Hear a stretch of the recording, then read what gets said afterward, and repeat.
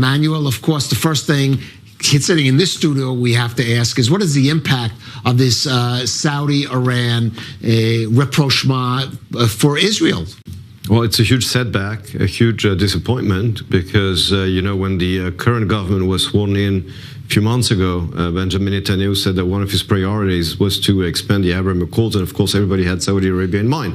Now, instead of a normalization between Saudi Arabia and Israel, we have a normalization between Saudi Arabia and Iran, which means that the whole strategy of isolating Iran and of creating a coalition of countries against Iran is unfortunately falling apart, because now the Saudis basically are conveying to the United States and the rest of the world that they don't trust the US in the region, that they're willing to normalize with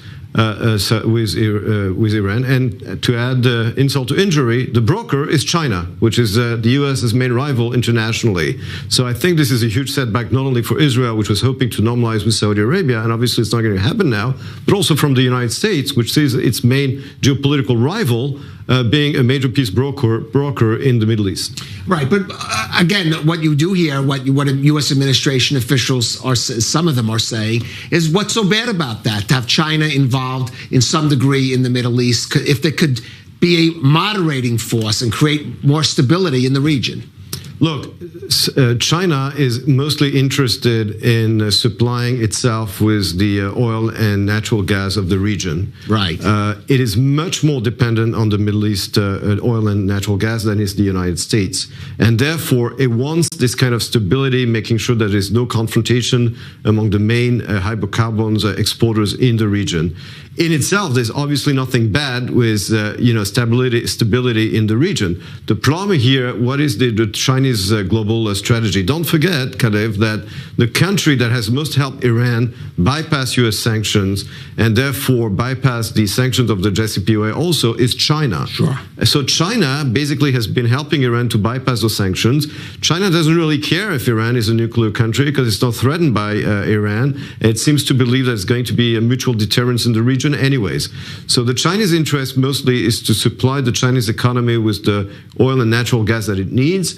And China is interested in a world order that undermines the rule-based order led by the United States since the Second World War and the end of the Cold War. And that's why it supports the aggression of Russia against Ukraine, because it plans itself to invade Taiwan. Right. Now, the reports also, we have Bashar Assad, president of Syria, is in Moscow. Russia also getting involved here.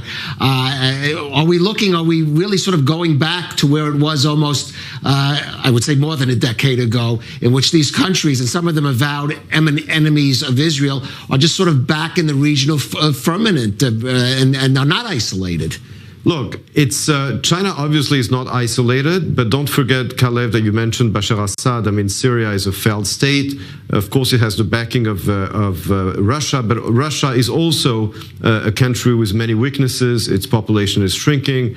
Its economy is very weak. It is basically losing the war in the Ukraine. So definitely what we do see, however, is that China is taking the lead, because in this so-called partnership between China and Russia, China is the senior partner. Sure. It is the one that has the huge economy with global reach. It is the one which is considering supplying Russia with weapons. In the past, it was the opposite. It was Russia supplying China with weapons. So yes, there is an attempt by China and Russia to undermine the US-led order, but in that partnership between Russia and China, China is the senior partner. Well, it certainly is. That giant has awoken and is flexing its muscles in the Middle East now. Dr. Emmanuel Navon, thank you for that.